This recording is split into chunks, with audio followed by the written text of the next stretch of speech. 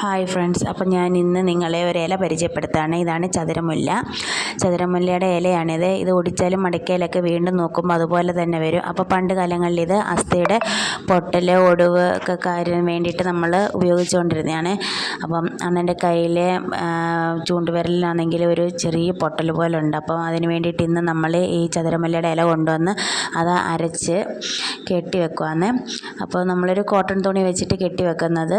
ഇത് ഒരുപാട് ടൈറ്റ് ചെയ്ത് കെട്ടരുത്, പ്രത്യേകം ശ്രദ്ധിക്കണം. ഒരുപാട് ടൈറ്റ് ചെയ്യാതെ ഒരു അല്പത്തിനൊന്ന് അയച്ച് വേണം കെട്ടാൻ. എന്താണെന്ന് വെച്ചാൽ അല്ലെങ്കിൽ ബ്ലഡ് സർക്കുലേഷൻ കറക്റ്റായിട്ട് നടക്കത്തില്ല.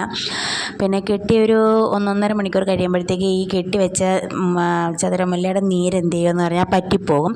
അപ്പോൾ നമ്മൾ വീണ്ടും തോരെ എന്ത് ചെയ്യണം, ഈ മരുന്ന് ഇട്ട് കൊടുക്കണം. എന്നിട്ട് വീണ്ടും ഇതുപോലെ തന്നെ കെട്ടി വെക്കണം. ഇത് കെട്ടി വെച്ച് കഴിഞ്ഞാൽ വിരൽ അനക്കരുത്, വിരൽ അതുപോലെ തന്നെ സ്ട്രെയിറ്റ് ആയിട്ട് വെക്കണം. എന്നാലേ ഈ അസ്ഥികളൊക്കെ വീണ്ടും കറക്റ്റായിട്ട് ജോയിൻ ചെയ്ത് വരത്തുള്ളൂ. അപ്പോൾ ഇല ഒന്നുകൂടെ കാണിക്കുന്നുണ്ട്. ഈ ഇലയുടെ 2 വശത്തും മുള്ളുകളുണ്ട്. ചതുരമുല്ലയുടെ ഇലയാണിത് കേട്ടോ. അപ്പോൾ ഇന്നത്തെ വീഡിയോ ഇത്രയേ ഉള്ളൂ. ബൈ. ഈ പേജ് ഇഷ്ടമായെങ്കിൽ എല്ലാവരും ഒന്ന് സബ്സ്ക്രൈബ് ചെയ്തേക്കണേ.